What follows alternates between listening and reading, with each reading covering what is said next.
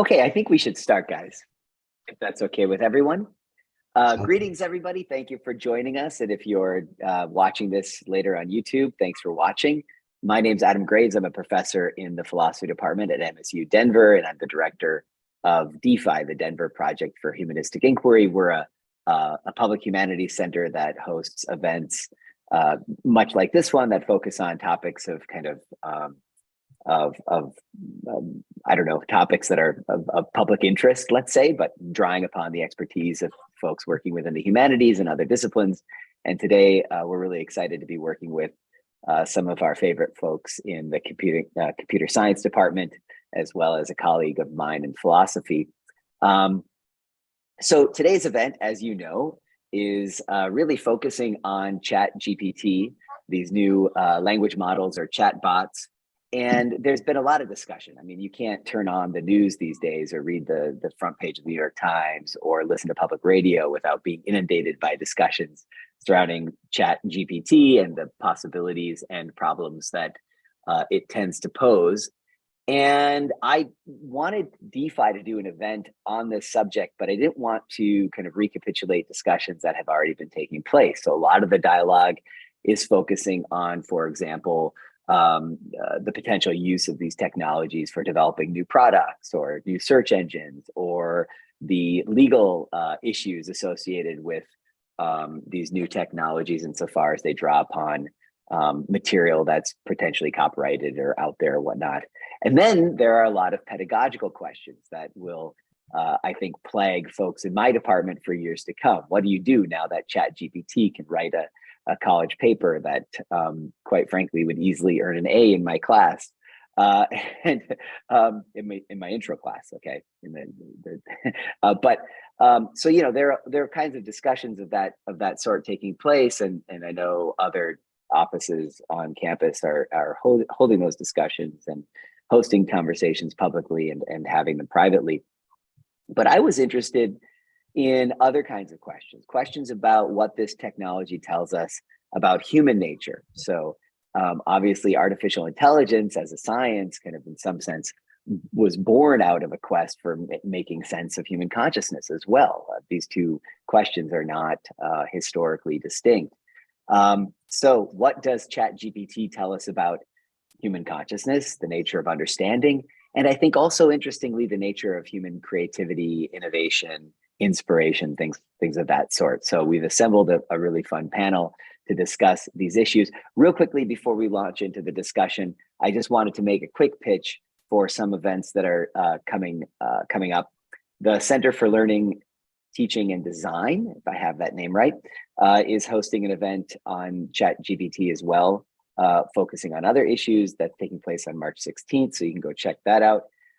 DeFi has a lecture with Simon Critchley in the works. Simon Critchley is a philosopher at the New School in New York City. He's originally British, and was the editor of The Stone, which is the New York Times philosophy page.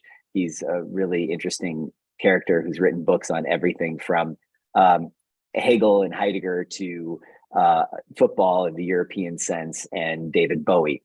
So he'll be giving a lecture, actually, I think on the topic of mysticism, and which is a kind of an interesting turn for him. And he may also be we're going to try to host a screening of the new David Bowie documentary. What is it called? Moon Age Daydream, at the Sea Film Center the same evening of his lecture, because he's fairly recently published this book on David Bowie, and he would be a great person to introduce that film. So check out our website, dphi.org, for more information about those events and others. So I'm going to begin simply by having the panelists introduce themselves, and then we're just going to launch into this conversation. It's going to be really informal. We decided to forego the kind of traditional strategy of having each of the panelists present, kind of make a formal presentation. We're just going to go right into conversation. And one of the panelists, and this is kind of the brilliant turn that my assistant director, Gabriel Grinsteiner, came up with, is going to be the chat bot itself. So Chatgpt is one of the panelists, you might say, on the docket here. So Why don't we start with Steve G, my colleague in computer science? Yeah, thank you, Adam. So yes, my name's Steve Geinitz.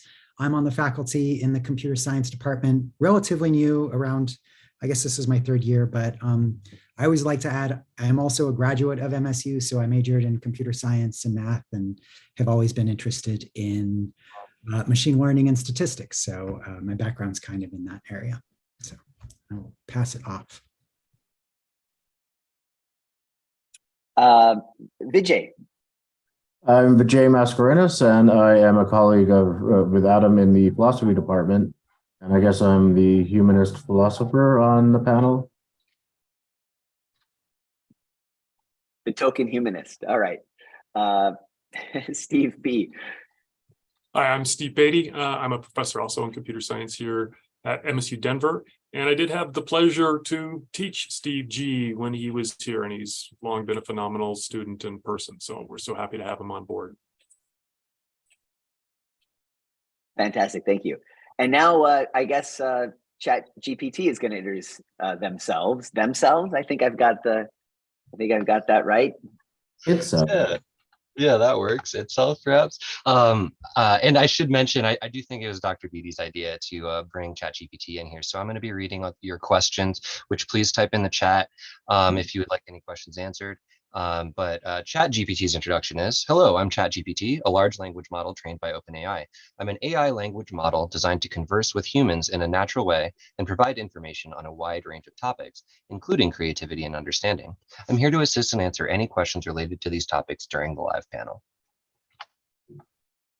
So this ChatGPT knows that it's part of a panel on the topic of, oh, I see. You said, okay, you told the chat bot that we're doing a panel on creativity and understanding. Okay, good. Well, I'm not exactly sure where to begin. I honestly think maybe we could start with just talking a little bit about what's new. Why is everybody talking about ChatGPT? What's new in this technology? Why are all of these issues being raised now? Why weren't they being raised a year or 2 years ago? I imagine that the technology that I've become increasingly aware of in the last couple months, let's say, didn't exactly surprise either of the Steves on the panel, nor probably Vijay, that you saw this coming. But I'm curious, like, how would you characterize? Let's start with the Steves. How would the Steves characterize what's new in these new language models? If you want Steve B, I can go first. So yeah, I think the kind of major breakthroughs in machine learning have all been in the last 10 years. In 2012, there was a big breakthrough for computer vision and just being able to recognize images and say, is this a dog, a cat, or some other animal or objects? And then for language, it was in 2017 when there was a big breakthrough that is still the same kind of architecture, the same type of model that ChatGPT is based on, that are called transformers. And the breakthrough was not so much in a new kind of functionality. It was more in just being able to create a model that could allow for much more data and to be trained in parallel. So use many processors, graphics processors in general. And there's been just a steady stream of kind of innovations since 2017. And I guess the one thing that is new with ChatGPT is that they did take a lot of effort to do one final kind of fine-tuning step on top of a language model that existed even a year ago to make it a little bit more usable, a little bit more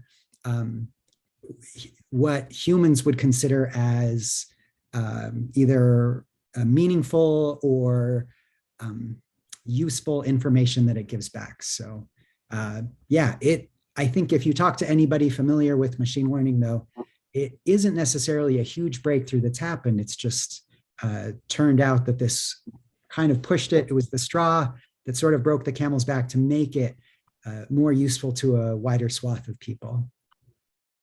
Yeah, and I'd echo what Steve G said, is essentially some of the breakthroughs have been in our ability to process all this information, right? And so more than a decade ago, we didn't have the GPUs and the application-specific integrated circuits that we could throw at these. So we've gotten a lot more computing power to use. It also has to be said that we have a lot more information to process, right? And that, I don't know what the exact ratio is, but the information uploaded in a day is more information than existed before, let's just pick 1800, right? And so our models now are able to digest and come up with what look like intelligent things. And sometimes that's, I think, part of the discussion today is, are they intelligent? Are they creative? Those sorts of things.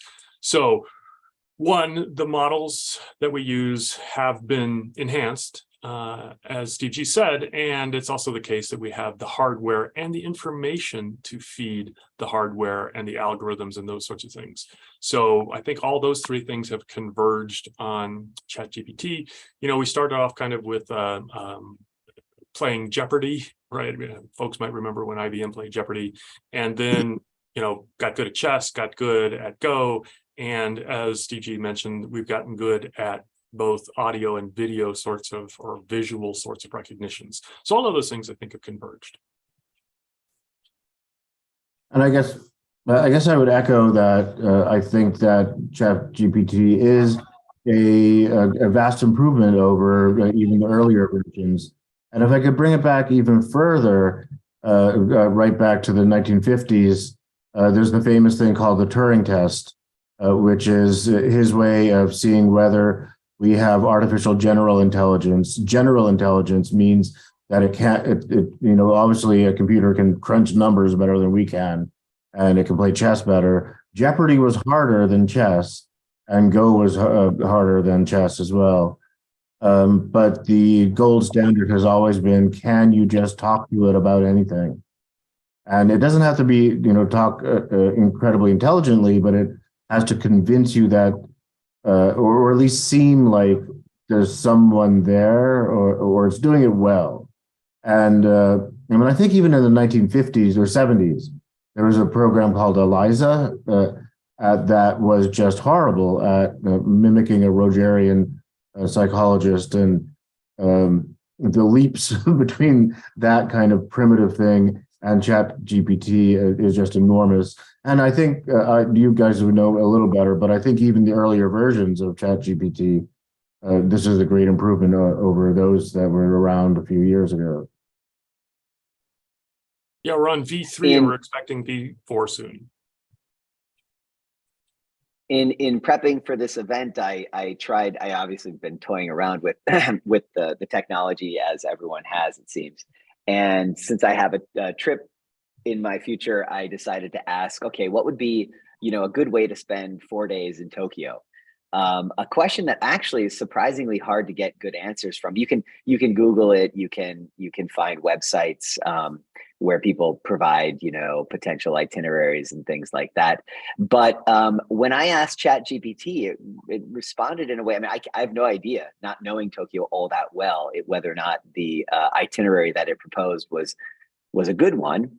But I was surprised at how I don't know, how casual, Tokyo is a wonderfully vibrant city with lots to do. You can't possibly see it all in 4 days.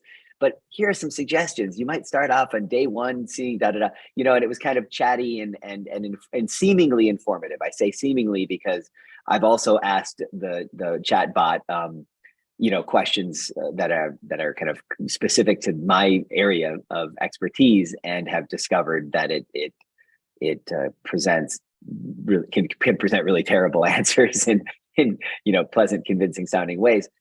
But in this particular case, I found that to be quite useful, actually. And I'm wondering what's going on there. Is it simply scanning every website that it has available to it that involves, discussions of itineraries, travel itineraries, tours of Tokyo?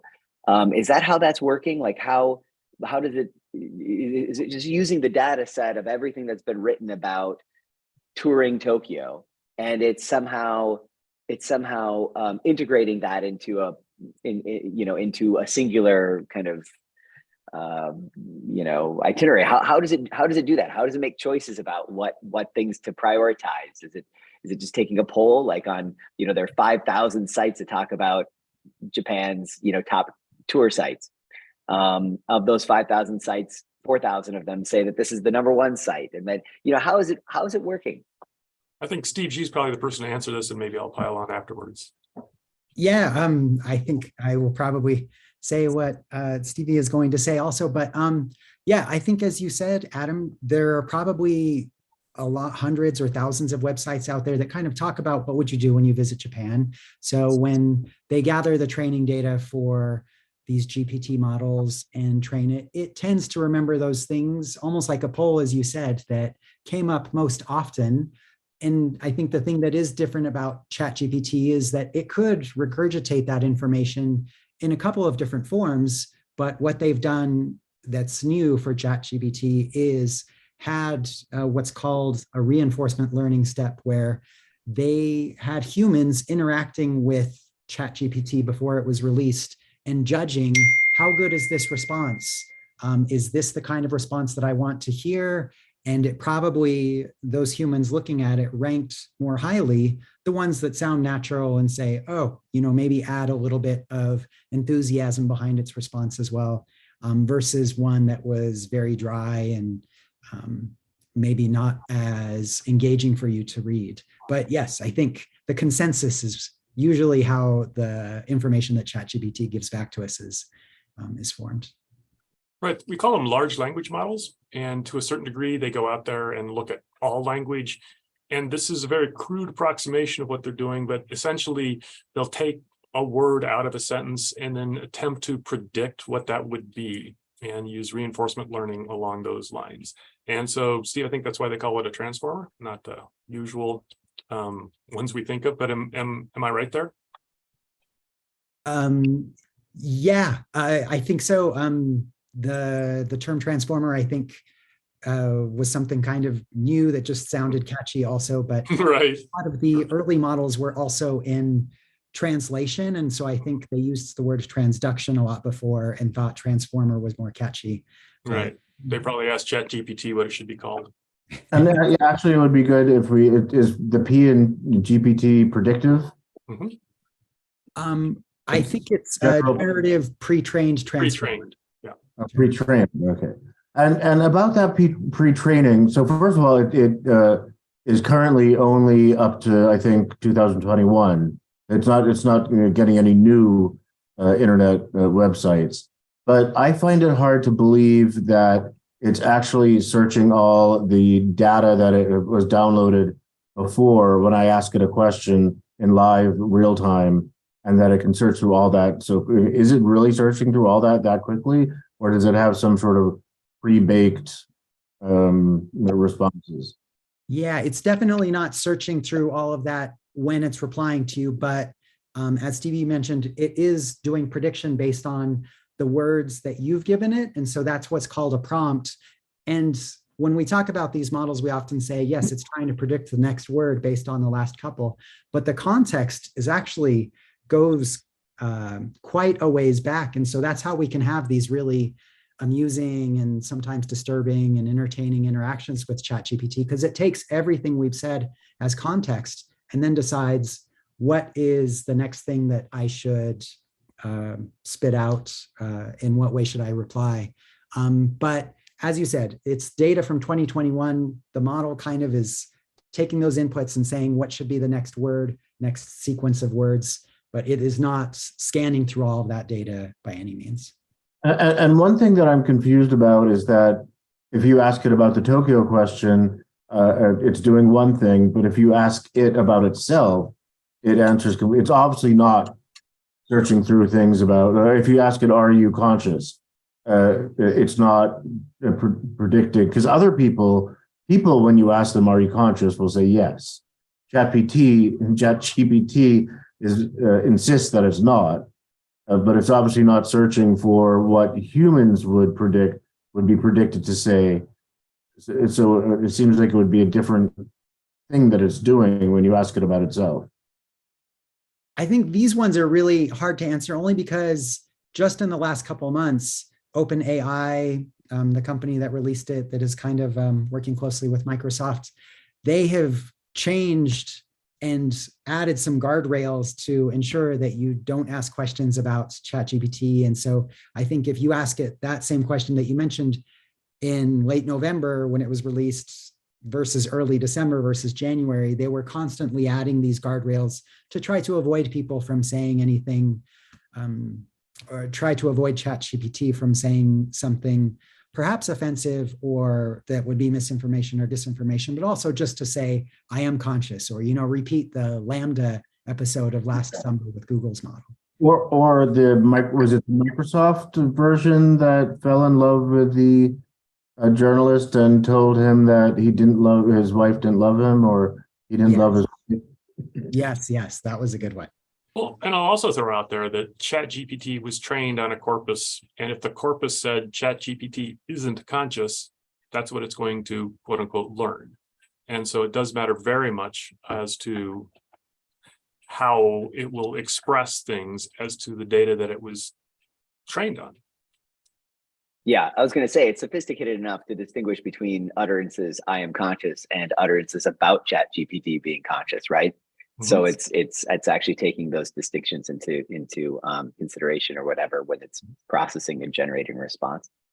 One of the questions that I think kind of strikes anybody who's thinking then about these large language models is the following: if everything that ChatGPT says is based off a kind of large data set upon which it has been trained, then doesn't that kind of suggest that there are going to be fundamental limits to what it can say, to what it can, questions it can answer, right? It can, in some sense, only, is this true? I guess let me pose it as a question. Can it only answer questions that have, in some sense, already been answered? Or can it actually do something beyond that? What can any of us do? Well, that's the philosophical question, right? And I think, presumably humans. Okay, so let's just jump into that. So Steve's response to this is, isn't that just what humans do? What I sometimes tell my students that I don't speak a language speaks me, right? As a conscious being, all I'm doing is, in some sense, is kind of working through various permutations of the language that I have myself inherited. Everything that's an output, everything that I say and express and articulate and paint and create is, in some sense, just a processing of what's come before me. And maybe that processing is no different from what's going on with ChatGPT. But here's just a simple historical biological material fact.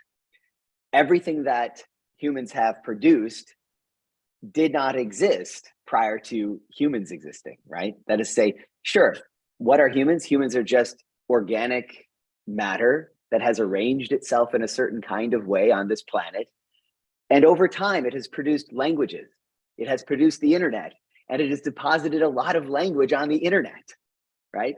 Now, ChatGPT comes along and it builds off of what has already been produced, right? It builds off of what has already been produced. So clearly there is something generative there's something generative about human consciousness. Humans did generate the internet, right? We did generate these languages. Something new does come out of some process that humans engage in. We have very little understanding of it, how that works. And that's partly why I think it's so interesting to talk about these large language models as a way of, grappling with questions about human creativity, human ingenuity. So that's, I think Steve's put it well. What is it that humans do that's different from what ChatGPT does, if all ChatGPT does is kind of, in some sense, create new amalgamations of previously uttered sentences and things of that sort. Vijay, you want to take a crack at this, I see. So, I agree to some extent what humans are doing is information processing on some description, but I think you could have some key examples like slang and the changing of the meanings of words that natural human languages do. So just to take a silly example, woke now means something that it didn't mean 10 years ago. If a generative language program is just reading what humans have written, it would not give a new meaning. I don't think it would give a new meaning to a word. It would not start using words in opposite ways, like that's sick. Before, once people start using sick in a slang way, then the computer could do it. But before anyone has used sick in a slang way, I don't think a computer could suddenly start using the word in ways that it has never been used before, whereas humans do that all the time. Steve G. Am I right about the limitations of computers on that? Yeah, I think you're absolutely right, Vijay, that that creativity to kind of coin new terms and stuff, I don't see these models doing, or at least they will attempt to maybe, but you know, it is something that generally has to take a lot of people, or at least that tipping point for people to get behind it and start using it also. The only thing I was going to add earlier was, I guess, Adam, you kind of asked about what was it with, oh, now I'm drawing a blank, but we were talking about the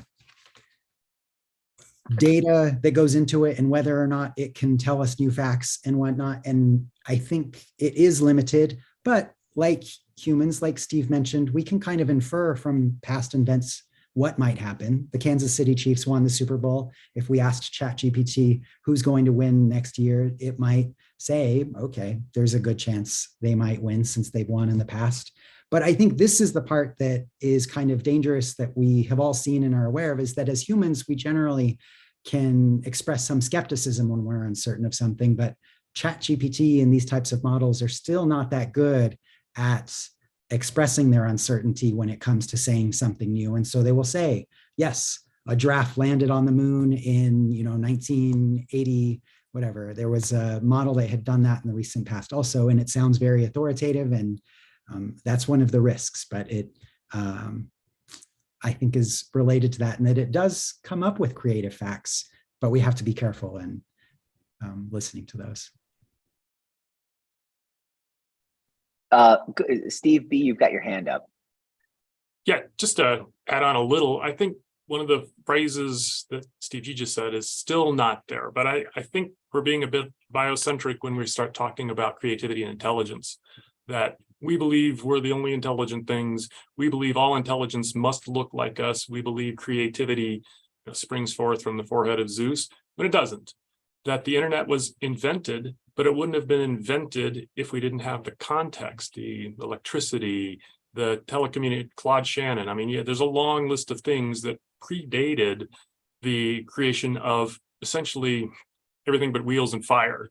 And it's just been, to a certain degree, evolutionary, not from a biological point of view, but essentially we are able to create things because of the environment that we live in. And so there have been novel things, but those novel things have been built on top of other novel things.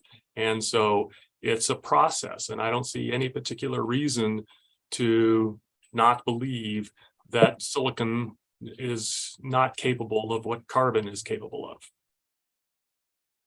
Of course, yeah, no, it is a question, whether or not, yeah, the material basis is important, and there's probably some debate on that subject, but I want to go back to something there. By the way, there are a couple questions I'm going to get to from the chat here, from the YouTube chat, but I want to follow up on an insight that I think kind of came up, or it's kind of floating there, and I'm going to try to clarify it. But Vijay's point is that novel uses of language are unlikely to emerge out of ChatGPT. My question is, isn't that because of the guardrails that ChatGPT has been given? In other words, couldn't you take some of those guardrails off and allow it to, as it were, misuse language, using the word woke, or what was the other example you gave, Vijay? But using a certain word in a new way, in a novel way, is, to begin with, it's using it in some sense in an erroneous way by a certain standard. Now, of course, this is this is just the nature of human speech. We do this occasionally, and sometimes we do it intentionally. Metaphor is the best example, I think. Metaphor is when you use a descriptor to describe something that you wouldn't ordinarily associate it with, and then somehow it over time becomes kind of like a standard conventional part of the language. I guess I want to ask, is ChatGPT even, capable of producing metaphor, which is the means whereby language is actually generated, not just replicated. And could I go? Go ahead. So I wanted to bring it back a little bit to something that Stephen B. talked about, which is that I think that it is clear that it would be just human hubris to think that only the human brain can be creative and intelligent. So on that level, I think that there should be agreement. There's nothing metaphysically special about the human brain. And people do, philosophically, people used to think that there's some immaterial soul or some ineffable, some spark that is metaphysically different about us. And Stephen B., I think that point is well taken, that's not true. Another thing is that while we're talking a lot about Chatgpt, we are really talking about AI in general. And so Adam, to your point, you could put in a computer program that will play around with errors. It's like almost Darwinian, that it would choose different things to do. I'll try this meaning. One thing interesting about human language is that it doesn't seem to be individually intentional. So a computer could certainly say, I'll start using table to mean mitochondria, but that's not going to catch on. But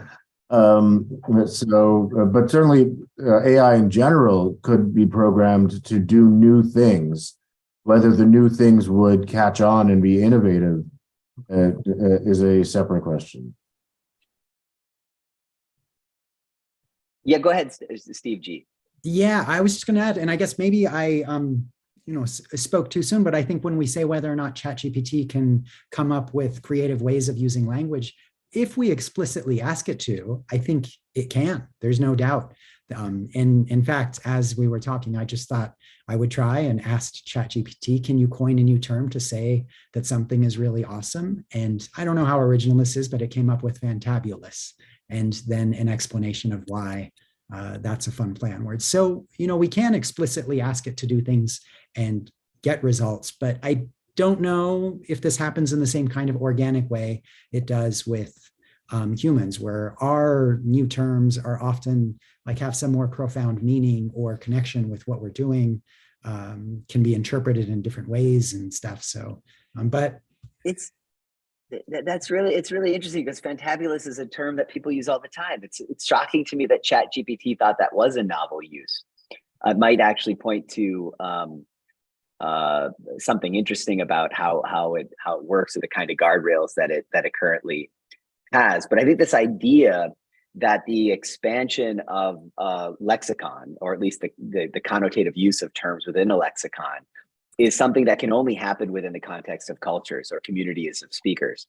And ChatGPT is ChatGPT an it, a they? Is it a plural, a singular? What is it? Is it a community? Maybe we could reconceive AI as the community of AI. Will we ever talk about the community of AI? Because language itself is communal, right? That's I think part of the structure that accounts for the ways in which it's evolving all the time. And terms have to catch on, and they have to become, if a term's meaning is defined by its use, then it has to be used. And of course, there's this old Wittgensteinian argument about, the possibility, or really the impossibility, of there being a private language. Like, there's no such thing as a private language. Language has to be somehow kind of communal, it has to be shared. Otherwise, meaning can't be fixed. So, okay, you have this large language model. It can use a new word in a new sort of way, but that doesn't constitute anything significant unless it has purchase upon or gains traction within a community of speakers. And that community of speakers, does it have to be flesh and blood? Does it have to be other humans? Or can we conceive of communities of AI?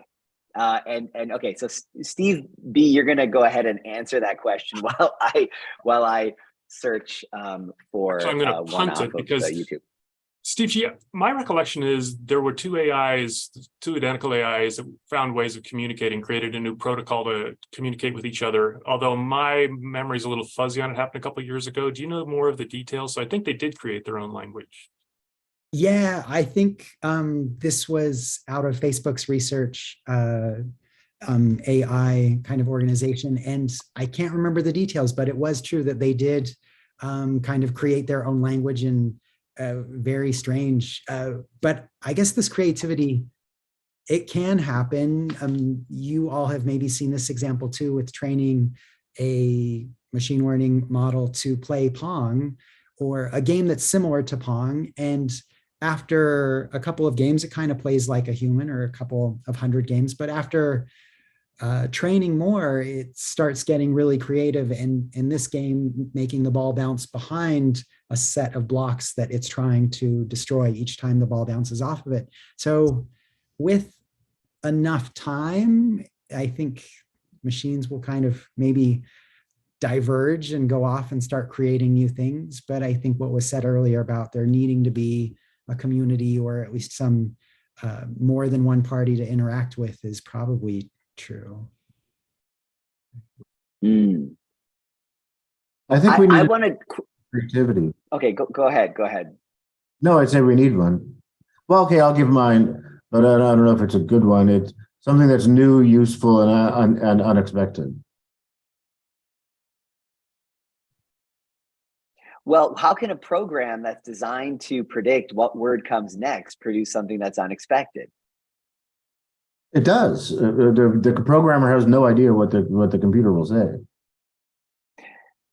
And I think this is partly Well, but what it produces has to be, if it's based on some kind of predictive model, then it has the word that comes next is the word that's most likely to come next based on the data set it's been fed, right? So that means that it is predictable, right? It's not. It's not predictable. My Steve definition is shaking his head.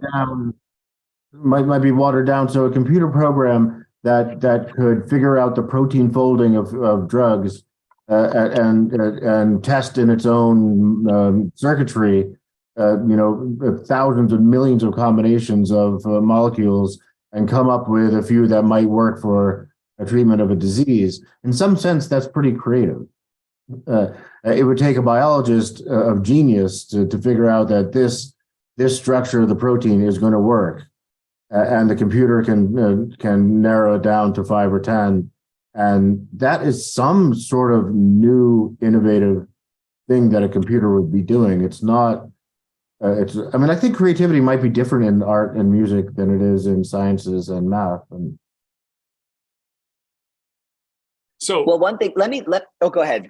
By the way, I have to apologize to everybody on YouTube because my panelists are unruly. They don't follow instructions and they never shut up. We're professors. That's our job. So very briefly, if you ask ChatGPT the same question twice, you will get two different answers. So it is not, if you will, deterministic. And I'm also going to say it from that point of view. And so, and I'll also say your protein folding is a very interesting question, because OpenAI has announced publicly that that's their next big thing, and that they're working on protein folding right now and has some very good results around that. It's an extraordinarily difficult problem, but they are working on that. Now, this unruly guy will be quiet. I wasn't really meaning that, of course. No. It was in jest. But we picked everybody who's on this panel because you won't shut up. That's exactly that's where your value lies. Okay. Now, I'm talking to Gabriel because Gabriel had this great idea of asking the zombie question. So some guy on YouTube, someone whose name here, handle is some guy, says, is it reasonable to say that these models are a kind of philosophical zombie? Even if it responds as though it is a person, it definitely is not and does not have feelings. And this is an old, philosophical thought experiment regarding, whether or not I guess an artificial intelligent robot is just a zombie because there's no light on upstairs, right? It's behaving in ways that are convincing and compelling, that make us believe that it's alive and it responds appropriately, or as you'd expect any human to respond. But the idea here is that there's no consciousness behind the face, so it's just a zombie. And here's what Chatgpt says: it is reasonable to say that language models like Chatgpt I could are probably read not it, sentient beings. Oh yeah, I could go probably ahead. read it so Gabriel's folks gonna can read see it. on the Thank you. screen. Yeah, It is reasonable please. to say that language models like ChatGPT are not sentient beings and do not have subjective experiences or feelings. They are designed to simulate human-like responses based on the patterns and structures in language that they have been trained on, but they do not possess consciousness, emotions, or a sense of self. The concept of a philosophical zombie is often used to refer to a being that is physically and behaviorally indistinguishable from a conscious being, but lacks subjective experience or consciousness. While language models like ChatGPT may be behaviorally indistinguishable from humans in terms of their ability to generate coherent and contextually appropriate responses to text-based inputs, they do not possess subjective experience or consciousness and are therefore not considered philosophical zombies. It is important to note that while language models like ChatGPT are not sentient beings, they can still be valuable tools for a variety of applications, such as natural language processing, customer service chatbots, and language translation services. However, it's important to recognize their limitations and not mistake their ability to simulate human-like responses for actual sentience or consciousness. That answer is a total complete mess, although it does. For I mean, this sentence, oh wait, you've just moved it, so I can't read it. But there were a few things that it said that seemed to, it almost got itself confused there for a moment. It seemed it seemed to confuse it seemed to be confused about what it meant by a zombie. Regardless, we know that all it's doing here is it's drawing from like Wikipedia articles and other kind of like maybe group chats from like, coffee shop philosophy chats, discussions of the zombie argument. And it's just using, I mean, the entire response presupposes some understanding of consciousness. And of course, what consciousness is the question that we're in some sense trying to get at, right? So it presupposes the answer. It presupposes that it has an answer to the question that we're asking. But there's another issue here that I think has to be raised, and that is, on the topic of consciousness and on the topic of subjective experience and understanding of self, or whatever, all of those kinds of classic philosophical notions that seem to be so essential to at least self-consciousness. And that is understanding. Does ChatGPT have understanding? I'm thinking in particular of a kind of a distinction that someone like Noam Chomsky might make between the products of these kind of large data set models or large language models and their ability to predict based on large data sets certain things about the world, let's say, versus the ability of the scientists to understand the principles that are at work in the operation. So the classic thought experiment is you could have a camera pointed out a window, and it could, let's say, track what happens outside this window for 1 million years, and it establishes this massive data set. At a certain point, it's going to be able to predict with a pretty high degree of accuracy what's going to happen next. So it'll see a leaf fall, and it'll be able to predict that the next thing that falls is a leaf, and maybe it can predict the direction of the fall, or the speed of the fall, the rate, etc. Its ability to predict what's going to happen next will, in some sense, far exceed the ability of somebody who's just working with a scientific model. But what it doesn't have is an understanding of the principles at work. It doesn't have an understanding of the principles that that fundamentally explain the falling, right? And in science, we're often trying to get, at least this is my understanding as a philosopher of what we do in the natural sciences, we look at simple systems where we can isolate things from their context so as to understand the fundamental principles involved. And genuine scientific knowledge consists of knowledge of those principles, whether it be the law of gravity or law of planetary motion or something like that. These AI systems seem to be capable of making predictions about how the world will operate, but they don't have that kind of understanding. Is that I'm wondering if Steve B, who by the way strikes me as being more optimistic about these models than I am, if he would take a bite out of that question. Sure, I'll take a small bite. So historically, we've had what's called big AI and small AI. And big AI sort of was going in the direction you were suggesting, that given, for example, a set of axioms in mathematics, it can derive many of the different truths that there are in mathematics. And so that's big AI. What we're talking about here is what we might consider small AI, machine learning. And so I think there's two ways of looking at this. And so today, most AIs that we're talking about are looking for, it's just simple. I'm not denigrating it, but it's simple pattern matching. And ChatGPT is no different. It's pattern matching, as is the facial recognition. That's pattern matching. Being able to at least nominally converse with somebody on the telephone, chat with a bot on the telephone.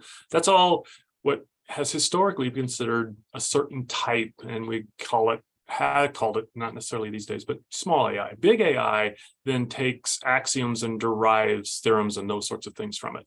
So a question I have that's open, at least as far as I know, is that nobody's tried to do a good job of combining the two, provide then small AI with some of the precepts of big AI. That's really interesting. Really interesting. Vijay, your hand is up. I just wanted to follow up on that.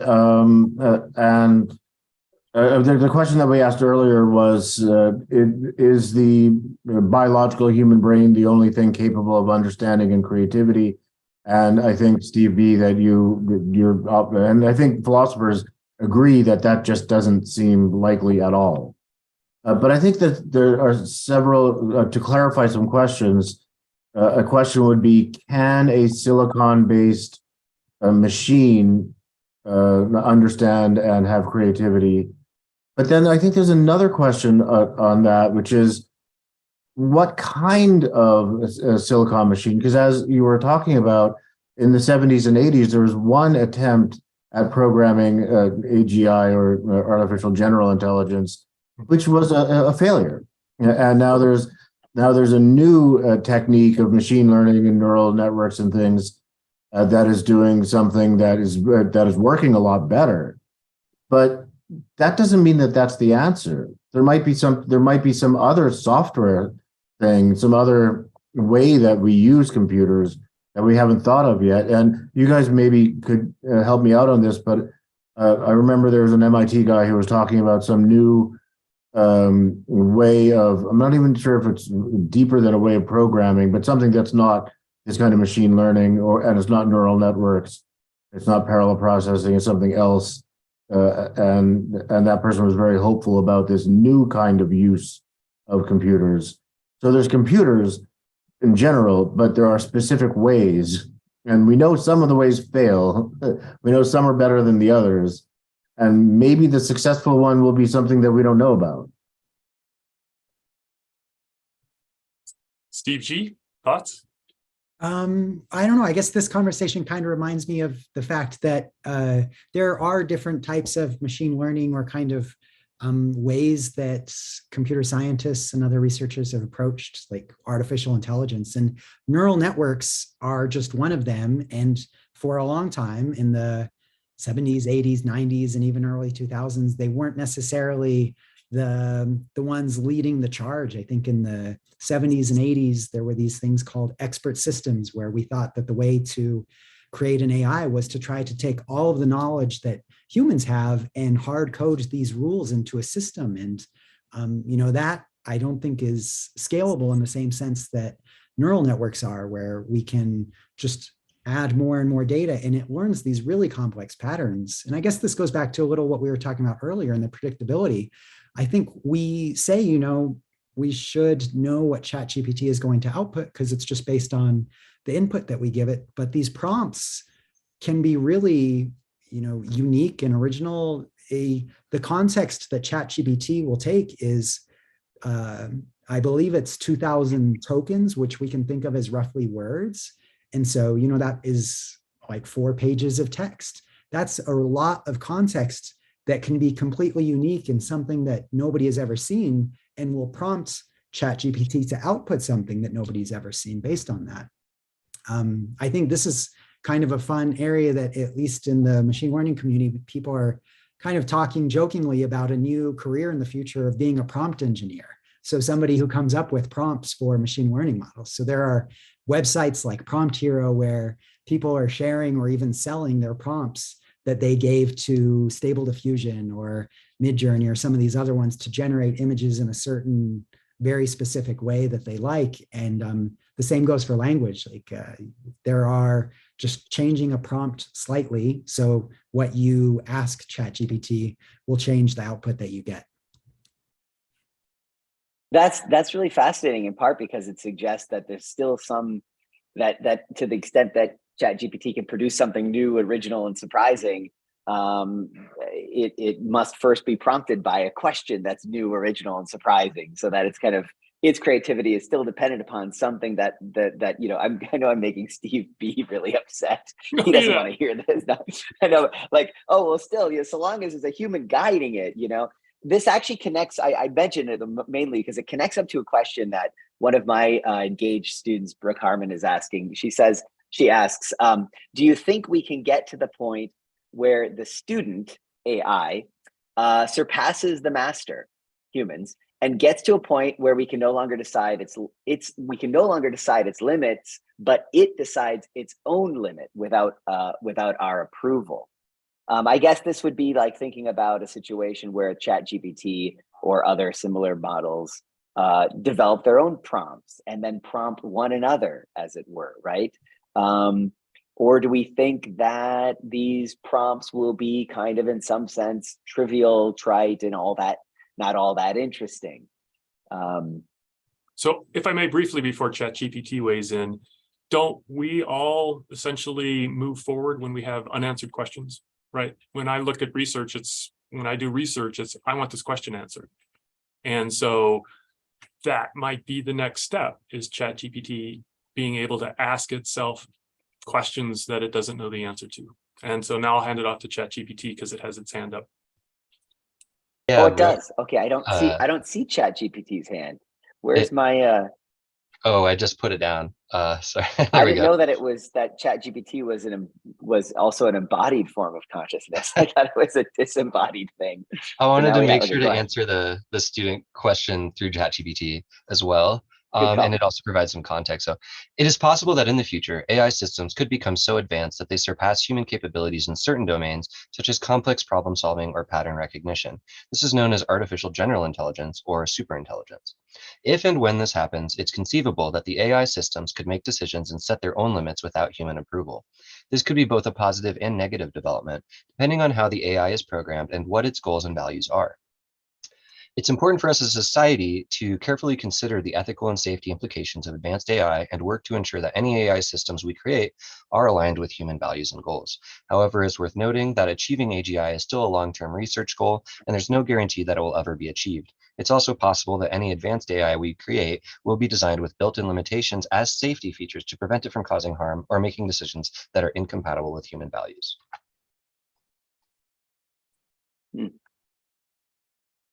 Interesting. Yeah, one thought that keeps coming to mind is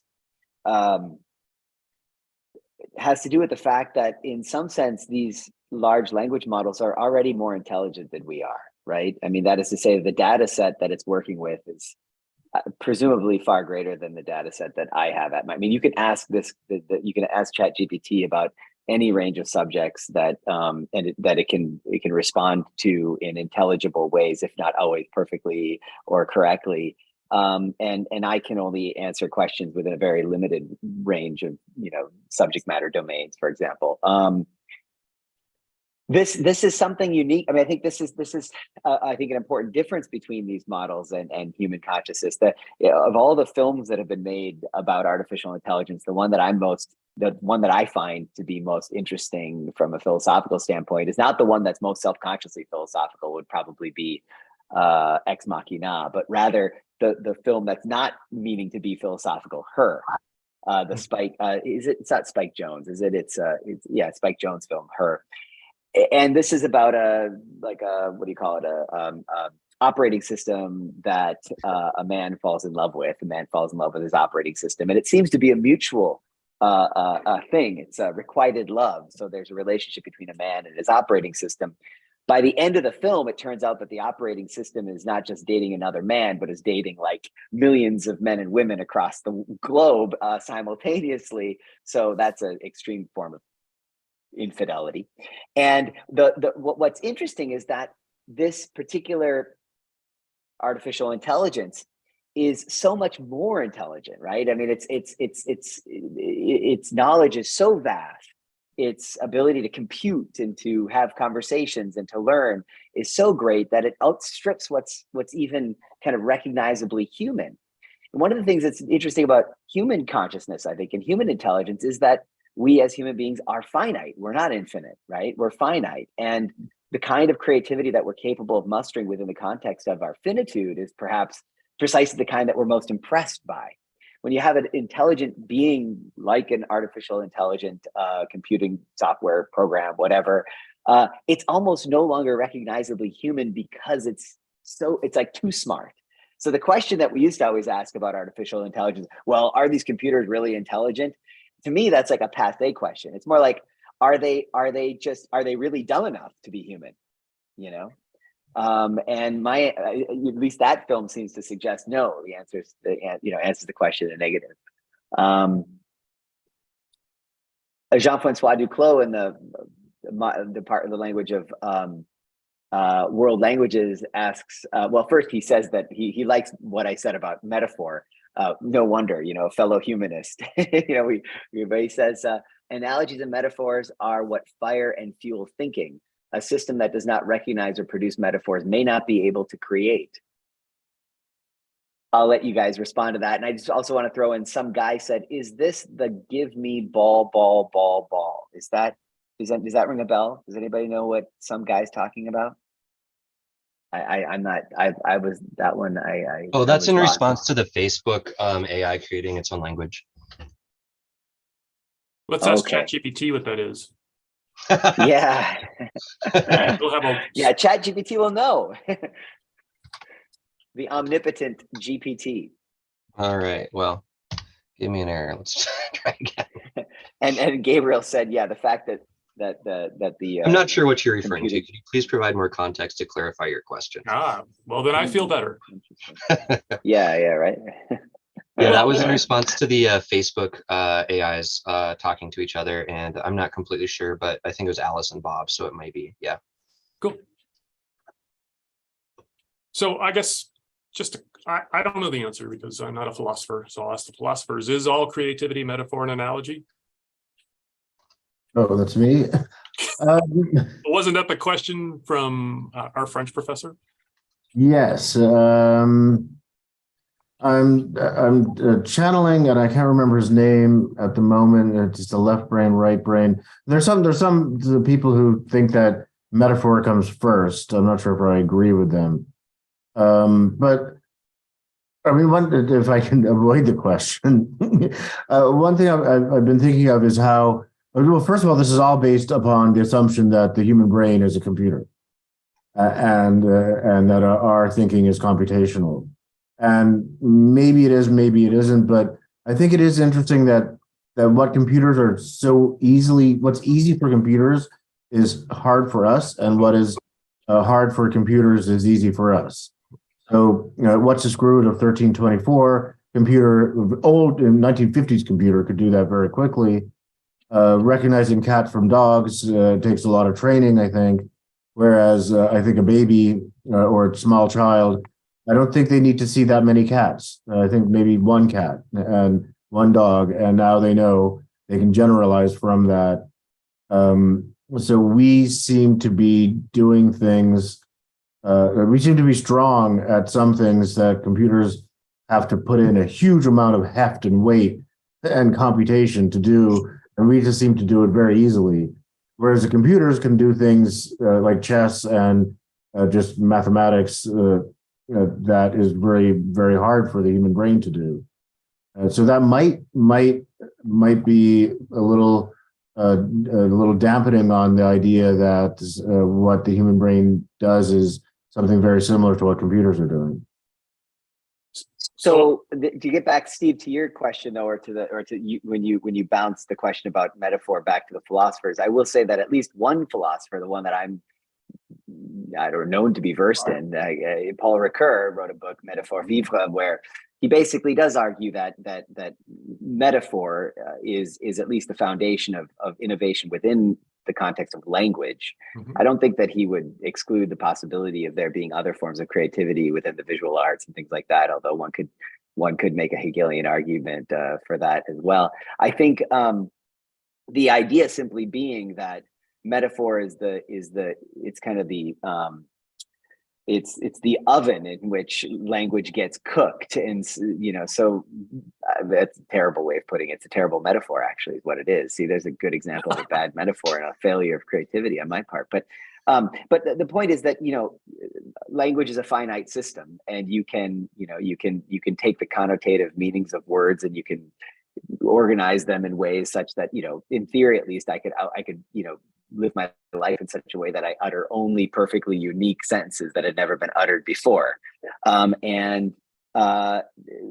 there's still a finite number of sentences that could be uttered given the fact that there's a finite number of words in a particular vocabulary language set. Metaphor, though, is what introduces kind of infinitude within the domain of language, right? Because now you can't, if you can use a word beyond its connotative use, if you can use it in a way that's unpredictable, then of course language does somehow open onto the infinite, and it allows us the expanse of what's capable of being said grows significantly with metaphor.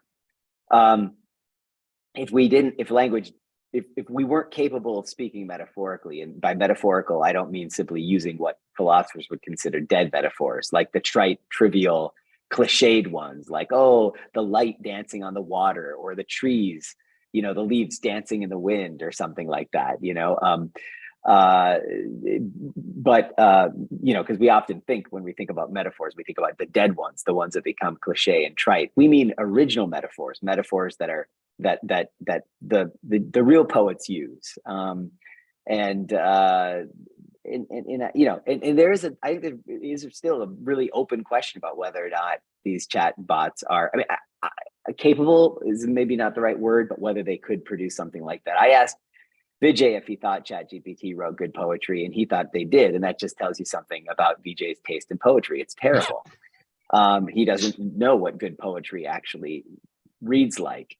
And see, he's raising his hand now because he wants to dispute the fact, but it's on the record. And I would actually ask, not so much can Chatgpt produce good poetry, but can it tell what good poetry is?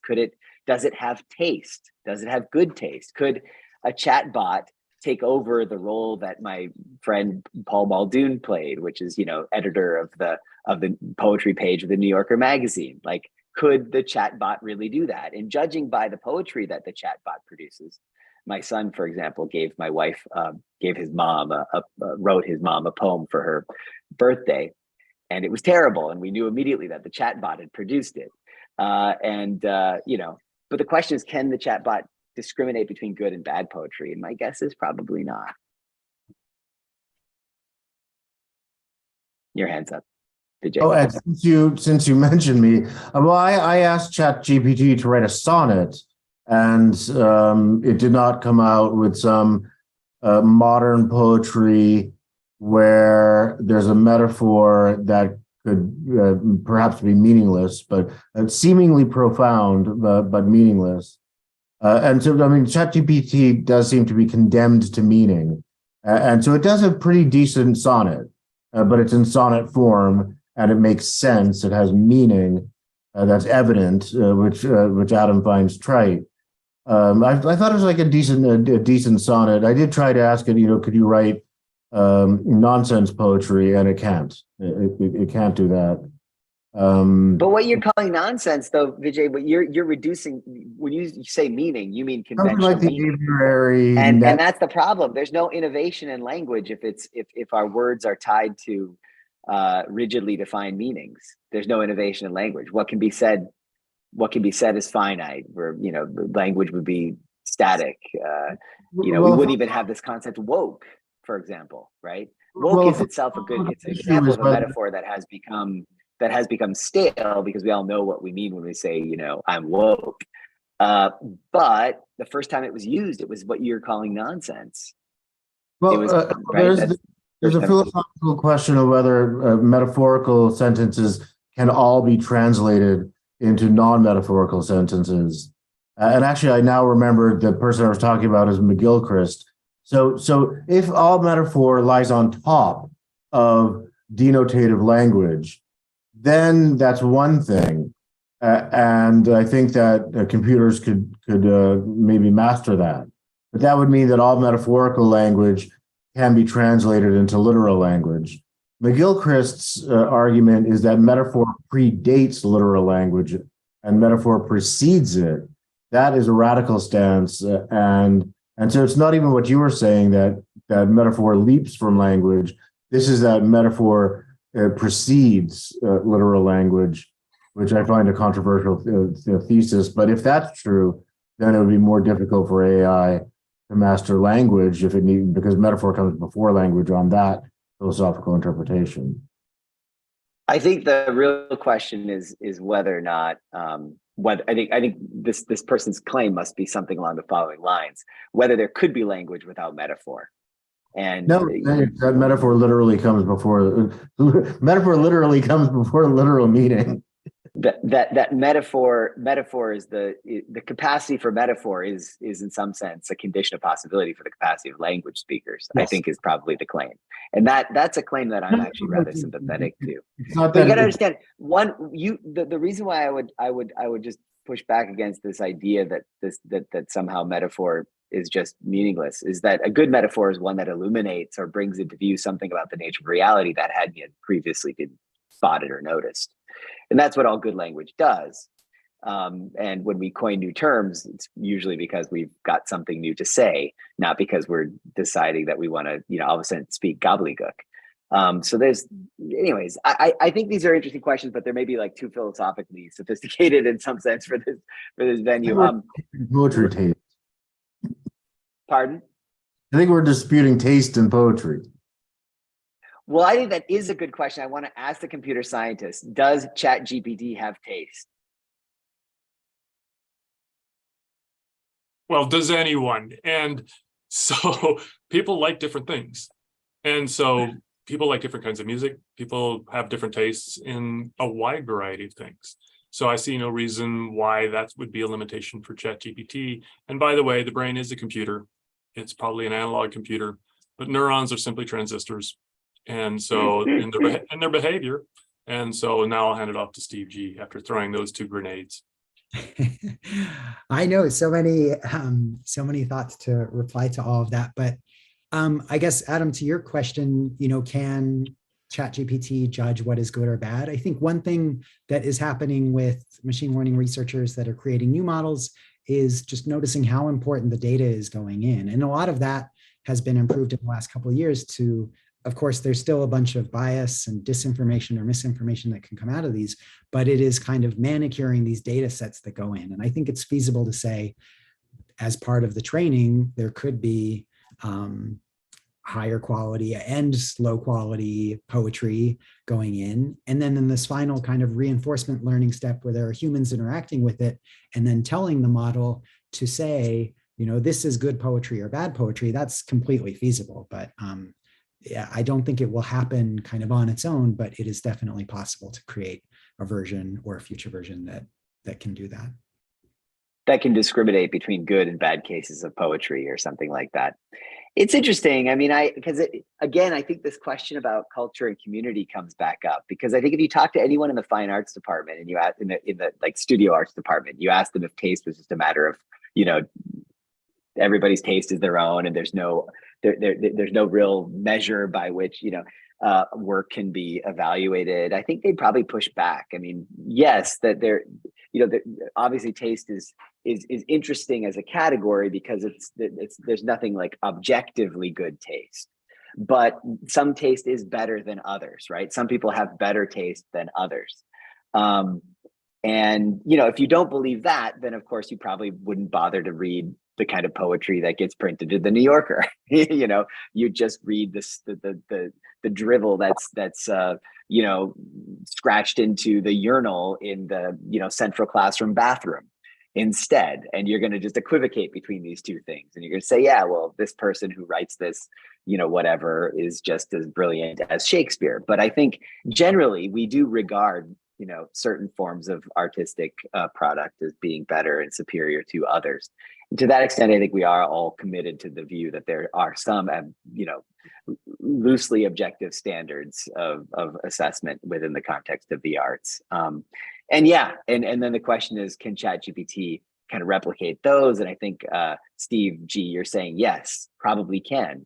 What you need to do is feed ChatGPT the kind of poetry that's been printed by the New Yorker magazine, and then you know, maybe you also then put in a bunch, you know, you take some photos of what's been, you know, scribbled on the urinal, you know, in the bathroom, and you tell them this bad, this good, and eventually they'll, you know, so that's interesting. Yeah. If it's just pattern recognition, there's no reason. If taste is pattern recognition, and everybody believes the best music was created between years 15 and 25 of their lives, if taste is pattern recognition, there's no limitation for ChatGPT not to be able to do that. That I know of. Mm-hmm. Let me ask you this: is there anything underneath the patterns? You know, because we talk about like what ChatGPT is doing is it's detecting patterns in language, right? The question I have is there anything beyond like what sets the pattern? Like, what is the pattern ontologically tethered to? Reality? Physics? It's tethered to the same taste, things. like, it's tethered to the same things we are tethered to, which is the inputs. And this becomes, of course, very philosophical, right? We can go to solipsism if right. we want to, right? But we're just. Well, it seems like an infinite regress is what it seems like, right? As does consciousness. Mm-hmm. Mm-hmm. Yeah, something quite mysterious is at play. Mm-hmm. Well, since someone brought up consciousness, I think that some of the topics people were just talking about relate to it. Well, first of all, Adam, I think that there's a difference between having a taste and having maybe the correct taste. And you were looking at, can it have the correct taste? But just can it have a taste? And Steve B, I think you were talking about that. People have different tastes in music. But Steve G, having a taste in that sense, not the correct taste, but a taste, has to do with your likes and dislikes and being reinforced and non-reinforced in a computer model. I don't think carries along pain and pleasure, which consciousness has. That if you have negative reinforcement for a computer program, I don't think that it suffers or feels bad. Whereas negative reinforcement for an animal, either they have physical or psychological pain. And there's also physical or psychological pleasure or reinforcement. And that brings back this whole issue of consciousness. It can mimic a taste and a like, and it can say, ouch, that really hurt me, but did it?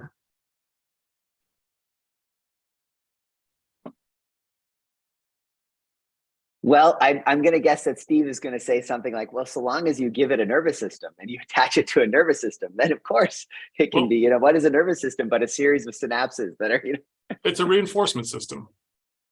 Yeah. Do the right that's thing. That's what it I doesn't think. Hurt. That's what I always think about Steve. I always think that he's a reinforcement system. No, okay, we've got to go, guys, because we're over now by 5, but we started 5 minutes late, so I think we can buy ourselves one more minute. There's one last angle that I think we should ask on the creativity front, and that is, last night before, as I was going to bed, like I said, everywhere, ChatGPT is everywhere. I read an article in the New York Times that was covering Alan Alda's podcast. Alan Alda, the famous actor who played the main character in the old sitcom MASH, which I was reminded by the article, had its last episode aired 40 years ago. I watched it, so that tells you how old I am. I remember watching it. But he has a podcast, and he brought one of his co-stars from the show onto the podcast, and then they asked GPT to write a scene for MASH. And it did this job. I mean, the fact that it did it, I think, is already incredibly impressive. But apparently, it was a terrible scene. That is to say, it wasn't funny. It was overly sentimental. It said things that seemed to want to be funny, but it was just apparently a really terrible scene.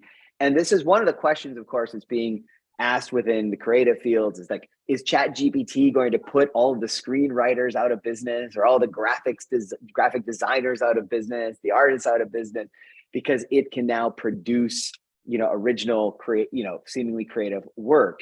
In the domain of comedy writing, it doesn't seem to have achieved that quite yet. Is there something distinctive about comedy that makes ChatGPT incapable of kind of getting it? I'm going to guess what Steve B is going to say, but I just go ahead and say it.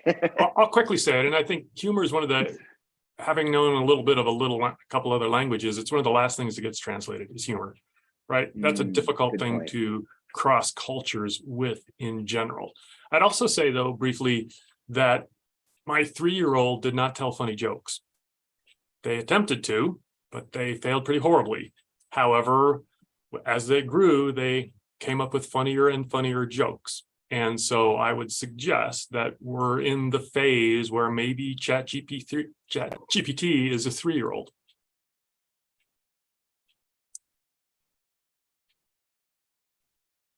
Yeah, What's the last word? Yeah, I would echo that as well. I guess I would say, I think we as humans, and especially creative and sort of artistic professions, are still, you're going to have to kind of synthesize what's going on in popular culture, what's happening. And that's going to be something that's always difficult for models, because at least for the foreseeable future, I don't see them being able to integrate real-time information as it happens, and that's really difficult. All of the data it takes months right now to train something like ChatGPT. So I think that alone, I went to a performance of the DCPA recently, and it was hilarious. News, what was it called? Musical, but they were telling jokes from things that had just happened in current events in the last day or two. And it was great. And people were eating it up. And it's partly because of the timeliness and integrating all these different bits of information. So yeah, I think that will be hard for AI and machine learning for at least another decade.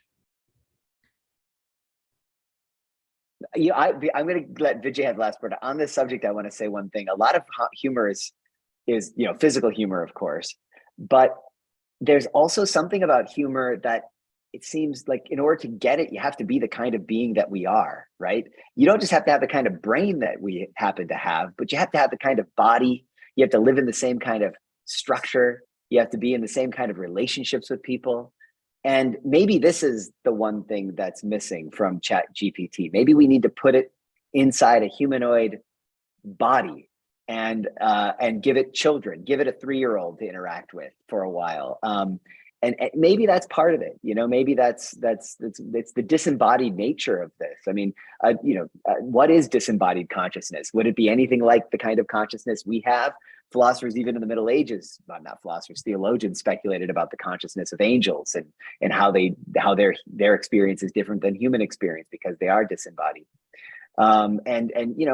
Interestingly, those discussions might be relevant for making sense of the limitations that we experience with ChatGPT today.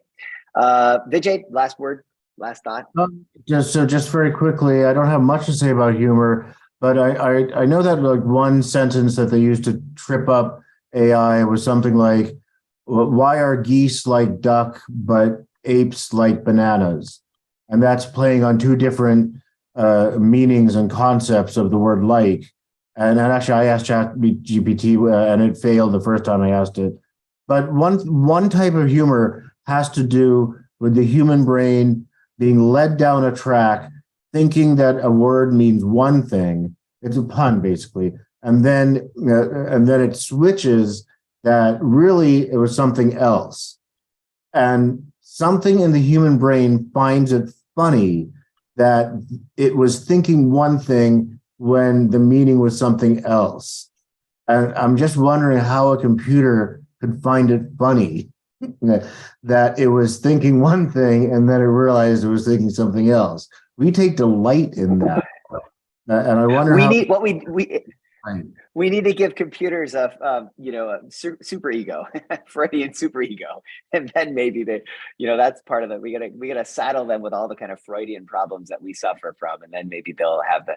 I think we should end with a comment that comes from one of our participants here. Bella Tort says, "What did ChatGPT say when it was asked if it was a robot or a human? It said, quote, 'I'm not sure, but I know I'm not a toaster.'" So that's pretty good. Thank you, guys. Round of applause for a virtual round of applause using ChatGPT hands for our panel of speakers. Vijay, Steve G, and Steve B. Couldn't do this without you guys. This was really fun. I enjoyed every minute of it. And Gabriel, thank you for standing in as the chat bot itself. Good job. Good work.